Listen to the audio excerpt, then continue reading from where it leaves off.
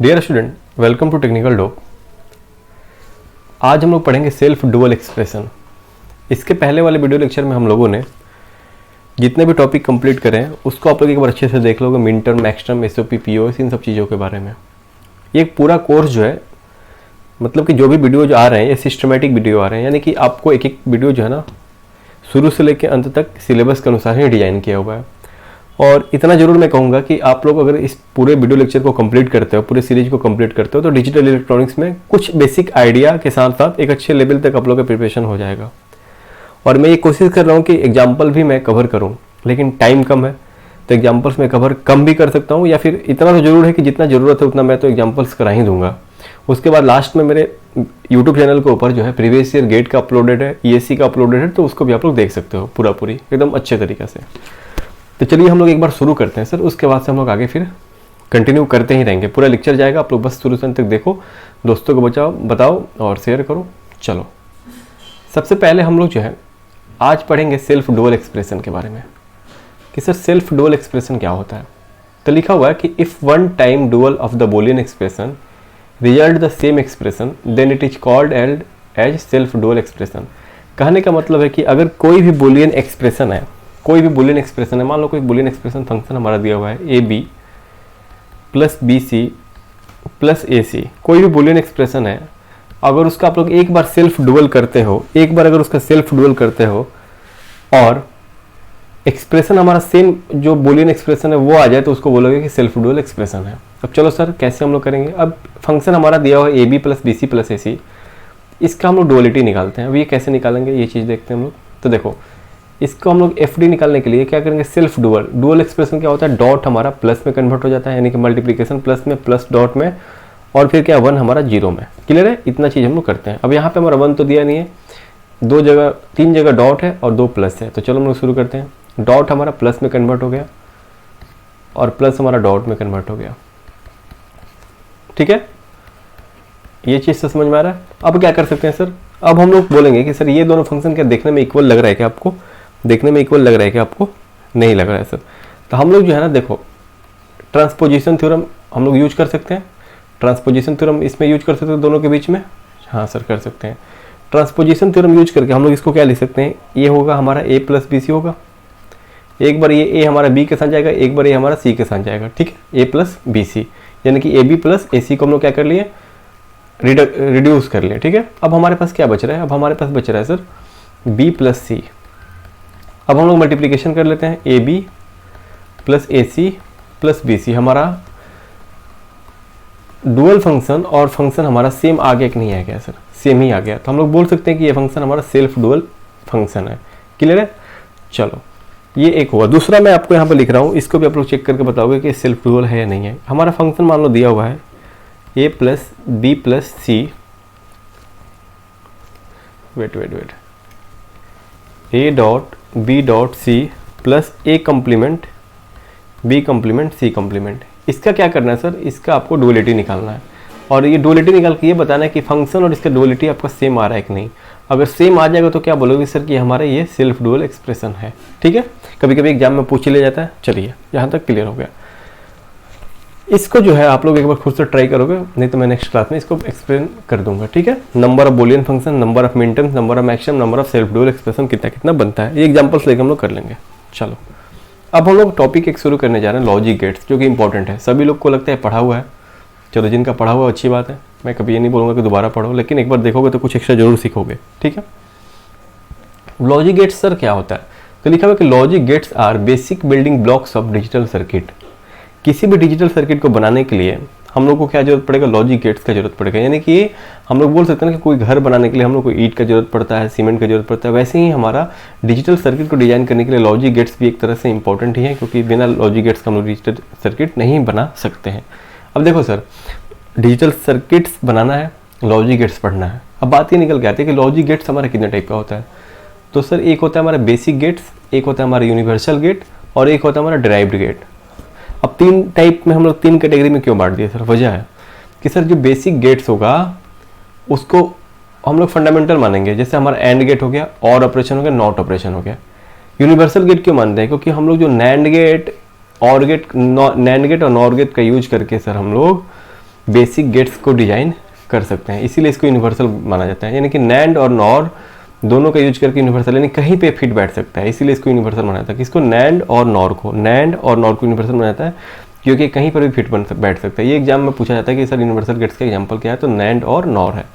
अब derived gate क्यों बोलते हैं सर इसको? क्योंकि एक जॉर बोलो या एक नॉर बोलो, ठीक है, इसको जॉर भी बोलते हैं, इसको नॉर भी बोलते हैं। इसको जॉर भी बोल देते हैं कहीं कहीं पे, इसको नॉर भी बोल देते हैं कहीं कहीं पे। तो जॉर बोलो या एक्सनॉर बोलो, बात सेम ही है।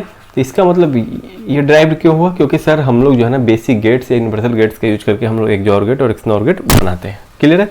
तो हम लोग 5 3 2 5 7 टाइप का गेट पढ़ेंगे सर। सातों में हम लोग एक एक चीज़ को डिस्कशन करेंगे बारीकी से, क्योंकि ये इंपॉर्टेंट है। इंपॉर्टेंट है कि सर सबको आता है, लेकिन होता क्या है कि इसमें कुछ कुछ चीज़ें जो पूछ दिया जाता है जो कोई नहीं बता पाता है। तो चलो हम लोग डिस्कशन करेंगे सर। चलिए सबसे पहले हम लोग पढ़ेंगे नॉट गेट के बारे में कि हमारा नॉट गेट क्या होता है। सबसे पहला गेट हमारा नॉट गेट होगा, ठीक है। नॉट गेट का सबसे पहले हम लोग क्या पढ़ेंगे कि सर नॉट गेट का सिंबल क्या होता है। तो चलो सर, नॉट गेट हमारा कुछ इस टाइप से दिखता है, ठीक है। ये हमारा एक डायोड टाइप से सिंबल है, उसके आगे हम लोग एक बबल दे दिए हैं। Clear sir? ये हमारा नॉट गेट दिखता है, ठीक है। अब बात आती है कि सर इसका ट्रूथ टेबल एक्सप्रेशन क्या होगा। मान लो यहाँ पे इनपुट हम लोग ए देते हैं, तो आउटपुट को हम लोग नॉर्मली वाई से रिप्रेजेंट करते हैं हमेशा। ये हमारा ए कंप्लीमेंट हो जाएगा, यानी कि जो भी इनपुट होगा उसका वो अगर नॉट गेट से पास करके क्या हो जाएगा, उसका कंप्लीमेंट करके वो आउटपुट में देगा सर। अब ट्रूथ टेबल से हम लोग उसका रिलेशन बनाएंगे सर, कैसे आएगा। चलो देखो, अगर हम लोग यहाँ पे हमको यहाँ पे कितना जरूरत पड़ेगा, 4 ही ब्रैकेट से हो जाता है, लेकिन चलो ज़्यादा बन गए। ए और वाई है हमारे यहाँ पे, ए हमारा इनपुट है। अब एक इनपुट है तो डिजिटल में एक इनपुट है तो कितना कॉम्बिनेशन बन सकता है, 2 पावर n होता था ना, यानी 2 पावर 1, 2 कॉम्बिनेशन, 0 और 1 पर 1 हो सकता है। वाई का एक्सप्रेशन क्या है सर? वाई हमारा क्या है, ए कम्प्लीमेंट है। यानी कि जब ए का वैल्यू 0 रखोगे, ए का वैल्यू जब 0 रखोगे, 0 कम्प्लीमेंट यानी कि 1 हो जाएगा। चलो जब ए का वैल्यू 1 रखोगे यानी कि 1 कम्प्लीमेंट यानी कि 0 हो जाएगा, यानी कि यहाँ हो जाएगा 0। अब हम लोग क्या देख रहे हैं सर कि जो भी इनपुट होगा उसका कंप्लीमेंट कर दे रहा है, जो भी इनपुट होगा उसका कंप्लीमेंट कर दे रहा है। कौन सा गेट सर? Not gate. देखो सर, यहाँ 0 था तो ये आउटपुट 1 हो गया, 1 था तो आउटपुट 0 हो गया, कंप्लीमेंट फॉर्म में आता है। क्लियर है? चलो यहाँ तक क्लियर हो गया सर। अब हम लोग आगे बढ़ते हैं, बूलियन एक्सप्रेशन क्या होता है। तो वो तो ऊपर ही लिख दिए, Y equal to A complement होता है इसका बूलियन एक्सप्रेशन, ठीक है सर। अब जो है स्विचिंग सर्किट हम लोग देखते हैं कि कैसे हम लोग स्विचिंग सर्किट इसको डिजाइन करते हैं। यानी कि नॉर्मली हम लोग घर में अगर बल्ब वगैरह लगाते हैं तो स्विच बनाते हैं ना, तो स्विच में हम लोग इसका कैसे यूज कर पाएंगे वो हम लोग यहाँ पे देखेंगे। चलो सर, मान लो हमारे पास एक सोर्स है जिसका वैल्यू भी है, इंटरनल रेजिस्टेंस आर है, ठीक है सर। हम लोग एक बल्ब लगाए हैं, ठीक है, बल्ब लगा दिए। अब हम लोग को जो है ना यूजिंग नॉट गेट इसको जलाना है। ये हमारा एक्सप्रेशन यहाँ पे देगा वाई का, ठीक है सर। यहाँ पे हमको बल्ब हमारा ग्लो करना चाहिए, यानी कि आउटपुट हमको दिखना चाहिए। अब चलो कैसे करेंगे सर। देखो हम लोग जो है ना कैसे स्विचिंग सर्किट करते हैं डिजाइन, वो देख लेते हैं। यहाँ पे हम लोग स्विच लगा देते हैं, यानी कि जो भी लोड है उसके पैरेलल हम लोग स्विच लगा देते हैं कंप्लीमेंट वाले में। ये स्विच का वैल्यू ए हो जाएगा, क्योंकि इसी स्विच के अनुसार, इसी इनपुट के अनुसार हम लोग बल्ब को जलाएंगे। चलो देखते हैं सर। जैसे यहाँ पे हमारा ए का वैल्यू एक बार ऑफ हो सकता है, एक बार ऑन हो सकता है। पॉसिबिलिटी 2 ही बनेगा ना, 2 पावर 1, एक इनपुट है, ठीक है। चलो जैसे ए का वैल्यू ऑफ है तो वाई हमारा क्या होना चाहिए, ऑन होना चाहिए, यही ऑन होगा ना। और ए का वैल्यू ऑन है तो वाई हमारा ऑफ होना चाहिए। स्विचिंग सर्किट तो ऐसे ही बनेगा हमारा। किसके लिए सर? तो हमारे नॉट गेट के लिए। नॉट गेट में क्या होता है सर? 0 मतलब हमेशा डिजिटल में ऑफ माना जाता है, क्योंकि नॉर्मली हमारा सिस्टम पॉजिटिव लॉजिक सिस्टम होता है। 1 मतलब कि ये ऑन होना, ठीक है। तो देखो यहाँ पे इनपुट जब 0 दिए हो, यानी कि इनपुट ऑफ रखे हो, स्विच को ऑफ रखे हो, तो हमारा आउट बल्ब ग्लो होना चाहिए, यही ना मतलब बनता है। जैसे आप स्विच को ऑन रखें यानी कि हाई रखें तो आपका बल्ब ग्लो नहीं करना चाहिए, यानी कि आउटपुट 0 हो जाना चाहिए, यही है। चलो वही लिखा हुआ है कि जैसे आपका ए का वैल्यू ऑफ है यानी कि स्विच ऑफ है तो बल्ब हमारा जलना चाहिए, ठीक है। जैसे हमारा स्विच ऑन हुआ बल्ब हमारा नहीं जलना चाहिए, ऑफ मतलब कि बंद हो जाना चाहिए। चलो ठीक है। तो देखो यहाँ पे जो है हम लोग बोल सकते हैं कि जैसे हमारा यहाँ पे देखो हम लोग क्या किया, पहला केस ऑफ कर दिए। ऑफ कर दिया मतलब कि इसको ओपन रखें। ओपन रखेंगे तो क्या होगा, जो भी हमारा सोर्स से आएगा करंट वो कहाँ चला जाएगा, इस बल्ब में, तो बल्ब हमारा ग्लो कर जाएगा। चलो पहला केस तो फुलफिल हो गया। अब दूसरा केस देखते हैं सर। दूसरा केस में जैसे इस स्विच को शॉर्ट करते हैं, इसको शॉर्ट करेंगे तो क्या होगा, ये मिनिमम रेजिस्टेंस पास हो जाएगा कि नहीं हो जाएगा। जैसे हम स्विच को ऑन करते हैं, स्विच को ऑन करते हैं यानी कि शॉर्ट करते हैं, शॉर्ट करेंगे तो क्या होगा सर, हमारा सारा जो करंट का वैल्यू होगा वो यहाँ से फ्लो कर जाएगा। इसके अंदर कोई करंट का वैल्यू होगा क्या? नहीं होगा सर, यानी कि बल्ब हमारा ऑफ हो जाएगा, ग्लो नहीं करेगा। ठीक है, समझ में आ गया स्विचिंग सर्किट कैसे बनेगा इसका? तो कुछ नहीं करना, लोड के पैरेलली हम लोग क्या करेंगे, स्विच को लगा देते हैं। किसके केस में सर? नॉट गेट के केस में। इसको आपको याद रखना है, ठीक, इसको आपको याद रखना है। अब चलो हम लोग आगे बढ़ते हैं। अब हम लोग देखेंगे टाइमिंग डायग्राम। टाइमिंग डायग्राम देखेंगे कि टाइमिंग डायग्राम में जो है कैसे क्या चीज़ होना है। ठीक है, चलो अब टाइमिंग डायग्राम हम लोग देख लेते हैं एक बार। यानी कि एक बार टाइमिंग डायग्राम में इनपुट लेंगे। चलो सर, ये हमारा इनपुट के लिए है, ये इनपुट के लिए है। चलो मैं बता देता हूँ कहाँ पे 0 है कहाँ पे 1 है। पहले मैं टाइमिंग डायग्राम, तो हम लोग क्या जानते हैं सर नॉट गेट में कि 0 देंगे तो 1 करेगा, 1 देंगे तो वो 0 करेगा। ये चीज़ हम लोग को पता है। चलो सर, एक ही इनपुट है तो टेंशन नहीं है, एक ही इनपुट है, ये ए है। ठीक है, इनपुट ए है। ठीक है, अब जो देखो कहाँ पे 0 होगा वो मैं बता रहा हूँ। ये लेवल 0 को बताएगा, ये 1 को बताएगा। इस लेवल पे 0 वैल्यू होगा, इस लेवल पे हाई है, 0 1 0 1, ये चीज़ आपको पता है सर। अब हम लोग को यहाँ पे y का एक्सप्रेशन बताना है। y का एक्सप्रेशन क्या होगा? चलिए, तो हम लोग बोल सकते हैं कि हमारा जो नॉट गेट है वो 0 अगर इनपुट है तो आउटपुट 1 हो जाएगा, 1 हो जाएगा, लेवल 1 को बता रहा है। जैसे 1 देंगे, देखो अब ये आइडियल केस। अब बोलोगे सर कि तुरंत मेरा 0 कैसे हो जाएगा? तुरंत 0 नहीं होगा सर। एक्चुअल जब पढ़ेंगे ना हम लोग आगे सेमीकंडक्टर डिवाइस देखेंगे कि धीरे धीरे आके 0 होता है। ठीक है, ये हो जाएगा 0 हो जाएगा। ठीक है, ये 1 हो जाएगा, ये 0 हो जाएगा, ये 1 हो जाएगा, ये 0 हो जाएगा, ये 1 हो जाएगा। ठीक है, जहाँ पे 0 होगा वहाँ 1 हो जाएगा, जहाँ पे 1 होगा वहाँ 0 हो जाएगा। कंप्लीमेंट कर देगा ये आउटपुट को। जैसे हम लोग देंगे नॉट गेट, ये क्या कर देगा सर? कंप्लीमेंट कर देगा, यानी कि उल्टा कर देगा। ठीक है, उल्टा कर देगा। देखो यहाँ 0 था, यहाँ 1 हो गया, यहाँ 1 था, यहाँ 0 हो गया, तो यही काम करेगा कौन सर? ये काम कौन करेगा बताइए? ये काम हमारा नॉट गेट करेगा। क्लियर है? अब हम लोग आते हैं एंड गेट के ऊपर। एंड गेट के ऊपर अब बोलोगे सर कि यहाँ पे हम लोग, ये हमारा बिना कोई टाइम डिले का है। टाइम डिले लेके करेंगे तो क्या होगा? टाइम डिले लेके करेंगे तो ये होगा कि सर गेट्स को जो जैसे इनपुट दिए तो आउटपुट आने में कुछ सेकंड टाइम लगेगा, तो ये हमारा सब ग्राफ शिफ्ट होता जाएगा जितना डिले होगा। ठीक है, वही चीज़ है और कुछ नहीं है। इसको हम लोग कभी डिस्कशन कर लेंगे नेक्स्ट कभी स्पेशल क्लास में। फिलहाल हम लोग इसको आगे बढ़ाते हैं। अब हम लोग पढ़ेंगे एंड गेट के बारे में कि सर एंड गेट क्या होता है, एंड गेट का सिंबल क्या होगा, सब चीज़ें। चलो सबसे पहले हम लोग एंड गेट का सिंबल देख लेते हैं। तो चलो सर, एंड गेट हमारा कुछ स्टेप से बनेगा। 2 इनपुट ले रहे हैं, ए बी या वाई हमारा आउटपुट को बताएगा। चलो सर, अब इसका ट्रूथ टेबल कैसे होगा? यहाँ ए हो गया, यहाँ बी हो गया, यहाँ वाई हो गया। 2 इनपुट है तो पॉसिबल कॉम्बिनेशन कितना बन सकता है? इनपुट का 4 बन सकता है, 2 पावर 2 यानी कि 4। क्या क्या बनेगा सर? 0 1 0 1 0 0 1 1। ठीक है, यहाँ तक क्लियर हो गया। आउटपुट क्या होगा सर? आउटपुट क्या होगा? अब आउटपुट कैसे लिखेंगे सर? तो देखिए, तो हम लोग जो है, हम लोग क्या जानते हैं, यहाँ पे लिखा हुआ कि if any one of the input is 0 then output is 0। अगर कोई एक इनपुट 0 होगा तो आउटपुट 0 हो जाएगा। देखो तो यहाँ पे तो दोनों 0 है इनपुट, तो एक आउटपुट 0 होगा। यहाँ एक इनपुट 0 है तो आउटपुट 0, यहाँ एक इनपुट 0 तो आउटपुट 0, दोनों 1 है तो यहाँ पे आउटपुट 1 हो ही जाएगा। ठीक है, यहाँ पे इसके बारे में कुछ लिखा हुआ नहीं है, लेकिन ये ध्यान देना है कि अगर एंड गेट में कितना भी इनपुट लगा हुआ है, कितना भी इनपुट लगा हुआ है, अगर एक भी इनपुट 0 दे दिया तो उसका वैल्यू हमेशा क्या हो जाएगा? 0 हो जाएगा। ठीक है, ये चीज़ आपको ध्यान में रखना है, बस ये पॉइंट। अब देखो इसका हम लोग क्या लिख सकते हैं, हम लोग यहाँ से मिन टर्म क्या लिख सकते हैं? मिन टर्म कहाँ पे लिखते हैं? जहाँ पे वैल्यू हमारा हाई रहता है।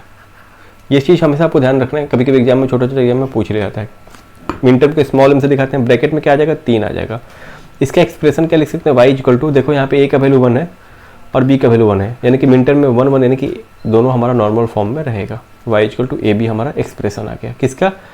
एंड गेट का। ठीक है, एंड गेट का। अगर इसको हम लोग, ये हमारा किस फॉर्म में है सर? एसओपी में है, मिन टर्म में लिखें। अगर पीओएस में लिखना चाहें तो कैसे लिखेंगे? y equal to pi capital M, bracket में क्या आएगा? 0 1 2 आ जाएगा, 0 1 2 3, ऐसे ना होता है, 0 1 2 आ जाएगा, 0 1 2 आ जाएगा। कभी आजकल एग्जाम में क्या करता है ना कि एसओपी नहीं बोल के पीओएस पूछ लेता है। पीओएस कैसे लिखोगे सर?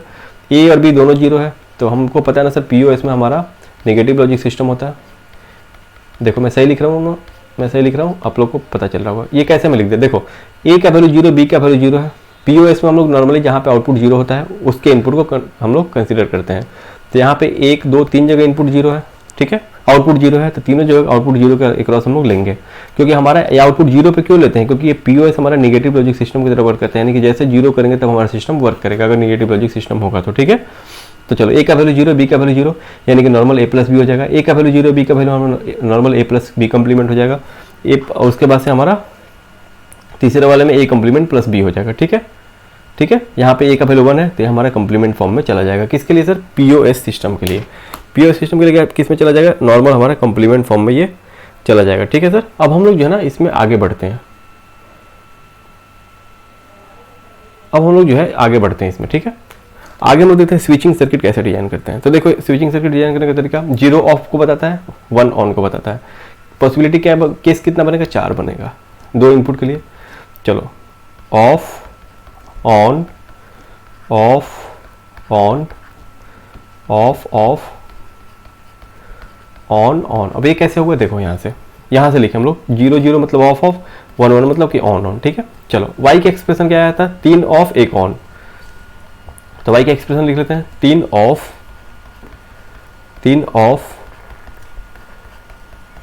1 ऑन।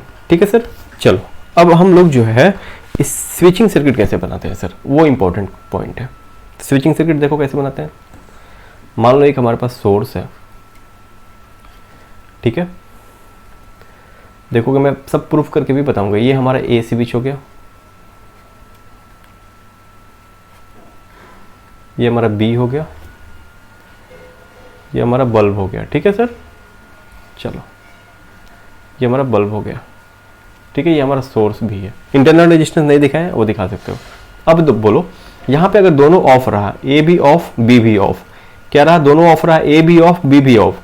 ऑफ मतलब कि ये ओपन, ए भी ऑफ बी भी ऑफ। तो बल्ब हमारा ग्लो करना चाहिए क्या? नहीं सर। तो क्या यहाँ पे कोई भी एनर्जी मिल पाएगा क्या बल्ब को आउटपुट में? नहीं। तो ये क्या हो जाएगा? ऑफ हो जाएगा। देखो करेक्ट है कि नहीं है पहला। चलो दूसरा लेते हैं। एक ऑफ है और एक ऑन है, तब भी ऑफ होना चाहिए। देखो ये हम अगर ऑफ कर दिए तब तो यहाँ से यही ओपन पाथ मिल गया इसको, तो क्या इधर कुछ लोड में मिलेगा क्या? नहीं मिलेगा। चलो तीसरा देखो, एक ऑन, इसको ऑन कर लो और इसको ऑफ कर लो। ये ऑन भी कर लेते हो, अगर इसे शॉर्ट भी हो जाएगा तो ये तो हमारा यहाँ पे खुला मिल जाएगा। चलो तो कोई भी लोड को नहीं मिलेगा। चौथा केस क्या ले रहे हो? ऑन ऑन, दोनों ऑन लोगे। ये भी ऑन कर दो और ये भी ऑन कर दो। ऑन करने से क्या हो गया? हमारे करंट का जो हमारा एनर्जी है सोर्स के पास वो लोड को मिल रहा है, यानी कि ऑन हो जाना चाहिए। देखो ऑन हो भी रहा है, यानी कि ये केस हमारा फुलफिल कर रहा है। तो कैसे डिजाइन करेंगे? दोनों स्विच को सीरीज में लगा देंगे। किसके केस में? एंड गेट के केस में। ठीक है सर, दोनों स्विच को क्या करेंगे हम लोग? सीरीज में लगा देंगे। किसके केस में? एंड गेट के केस में। ठीक है, क्लियर है? ये समझ में आ गया आपको? चलिए अब हम लोग बढ़ते हैं एनेबल इनपुट और डिसेबल इनपुट के ऊपर। ये क्या होता है सर, वो देखना है। देखो कि हम लोग एनेबल और डिसेबल इनपुट कैसे देखेंगे, कौन सा एनेबल इनपुट होगा कौन सा डिसेबल होगा, उसको हम लोग को देखना है। ये चीज़ हमारे लिए इंपॉर्टेंट है। ठीक है, चलो जैसे मान लो हमारे पास ए इनपुट है और ये हमारा वाई है। हम लोग अगर यहाँ पे 1 देते हैं तो वाई का एक्सप्रेशन क्या होगा? ए डॉट 1, यानी कि ये वाई इक्वल टू ए ही आ गया। ए डॉट 1 ए होगा। तो हम लोग क्या बोल सकते हैं कि इस 1 के वजह से हमारा जो इनपुट दिए हुए हैं एंड गेट को में वो क्या कर रहा है? हमारा वाई में मिल रहा है। यानी कि क्या हो रहा है? ये हमारा 1 क्या कर रहा है? इनपुट को एनेबल कर रहा है। ये इनपुट को वर्क करा रहा है, इनपुट को 0 नहीं करा रहा है। इनपुट का सिग्निफिकेंस बरकरार है, यानी कि वाई इक्वल टू ए आ रहा है। तो हम लोग इस 1 को क्या बोलते हैं? इस 1 को हम लोग बोलते हैं कि ये हमारा एनेबल इनपुट है। किसके लिए सर? एंड गेट के लिए। अब चलो अब जो है एक और केस लेते हैं। एक और केस लेते हैं कि हमारा सर डिसेबल्ड इनपुट कब होगा? हमारा डिसेबल्ड इनपुट कब होगा? यहाँ पे ए ले लो, यहाँ वाई ले लो। ठीक है, जैसे हम लोग यहाँ पे 0 लिखेंगे तो वाई इक्वल टू क्या आ जाएगा? ए डॉट 0, यानी कि 0 हो जाएगा। तो हम लोग ये बोल सकते हैं भाई कि ये 0 हमारा क्या करेगा सर? ए को क्या कर रहा है? डिसेबल्ड कर रहा है। यानी कि हम लोग बोल सकते हैं कि ये हमारा डिसेबल्ड इनपुट है। किसके लिए? एंड गेट के केस में। इसको हमेशा याद रखना है, इसको हमेशा आपको याद रखना है। ठीक है, इसको हमेशा आपको याद रखना है। क्लियर है? अब हम लोग स्टेटमेंट एक लिख सकते हैं चाहे तो, हम लोग एक स्टेटमेंट लिख सकते हैं चाहे तो। ठीक है, चलो वो स्टेटमेंट क्या है? अनयूज्ड इनपुट के बारे में आपको कमेंट करके बताना है। ठीक है, अनयूज्ड इनपुट के बारे में आपको कमेंट करके बताना है, नहीं तो मैं नेक्स्ट क्लास में इसको डिस्कशन कर दूंगा। ठीक है, चलो अब हम लोग कुछ स्टेटमेंट लिखते हैं एक लाइन का, वो इंपॉर्टेंट है। चलो लिखो, पहले ही लिखो, for the end get if one of the input is logic 1, is logic 0 लिख लो,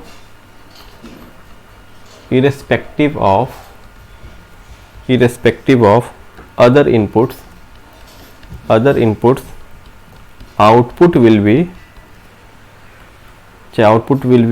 becomes लॉजिक 0। ठीक है, लॉजिक 0 पे चल जाएगा, एक भी इनपुट 0 होने से। तो हम लोग क्या बोलते हैं लॉजिक 0 को? So logic 0 is called as disable input. किसके लिए सर? एंड गेट के लिए, फॉर एंड गेट। ठीक है सर, यहां तक समझ में आ गया। अनयूज्ड इनपुट के बारे में आप लोग बताओगे, वरना मैं इसको क्लास में बता ही दूंगा, कोई इसके लिए इश्यू नहीं है। ठीक है सर, चलो और टाइमिंग डायग्राम देखते हैं। टाइमिंग डायग्राम देखते हैं, इंपॉर्टेंट है। देखो ये लेवल 1 को बताता है, ये लेवल 0 को बताता है, ये लेवल 1 को बताता है, ये लेवल 0 को बताता है, ये 1 को, ये 0 को, ये 1 को, ये 0 को, ये 1 को। ये हमारा 0 0 1 0 0 0 0 1, सॉरी यहाँ हो जाएगा 1 1 1 0 0। आपको पता है ना, देखो ये टाइम यहाँ तक हम लोग क्या, जब हमारा इस टाइम में लो यहाँ से लेके यहाँ तक में, ठीक है, समझ में आ रहा है? वो लाइन तो खींचा हुआ है। चलो हम लोग क्या देख रहे हैं कि अगर 1 और 0 ले रहे हैं एंड गेट के केस में, 1 और 0, A1 B0, A1 B0, तो आउटपुट 0 आ रहा है। ठीक है, आउटपुट 0 आ रहा है, और आपको पता है एक भी 0 होने से आउटपुट 0 हो जाएगा, तो आउटपुट 0 हो रहा है। मैं दूसरा पेन यूज कर लेता हूँ, आउटपुट हमारा 0 हो जा रहा है। दोनों 0 तब भी हमारा 0 होगा, दोनों 1 तब हमारा 1 होगा। एक भी 0 होने से हमारा एंड गेट में आउटपुट क्या हो जाएगा? 0 हो जाएगा। देखो यहाँ डिसेबल इनपुट तो लिख लिए, एनेबल इनपुट क्या लिखोगे? कोई भी हमारा एनेबल इनपुट में लिखोगे कि अगर one of the input logic 1 then all depends on other input, so logic 1 is called as enable input for and gate. ठीक है, इसको लिख लोगे। ठीक है, चलो यहाँ पे जो है हम लोग क्या देख रहे हैं, दोनों 1 है तो 1 ही होगा, एक भी 0 होने से 0 हो जाएगा, एक भी 1 होने से 1, दोनों 1 होने से 1 ही होगा, एक भी 0 होने से 0 हो जाएगा, 0 हो जाएगा। समझ में आ गया? ये 0 0 1 0 1 0 1 0, सॉरी 0 0। तो आप लोग इसको बना सकते हो, ये आसान है, कुछ नहीं करना है इसमें। ठीक है, आप लोग इसको बना सकते हो, कुछ नहीं करना। तो ये हमारा टाइमिंग डायग्राम हो गया, किसके लिए? एंड गेट के केस में। ठीक है, अब हम लोग और गेट को नेक्स्ट क्लास में पढ़ेंगे, और गेट के बारे में हम लोग नेक्स्ट क्लास में डिस्कशन करेंगे। ठीक है, स्विचिंग सर्किट वगैरह जो कुछ भी है, और आप लोग कमेंट करके जो कुछ भी मैं बता रहा हूँ उसको बताना, वीडियो कैसा लगेगा ये भी बताइएगा, और सोल्यूशन तक देखिए, बहुत ही फ़ायदा होगा। और दोस्तों को भी शेयर करिए, चैनल को सब्सक्राइब करिए। बाकी पूरा कोर्स मैं अपलोड कर रहा हूँ इसका, आप लोग देखते रहिए। Thank you.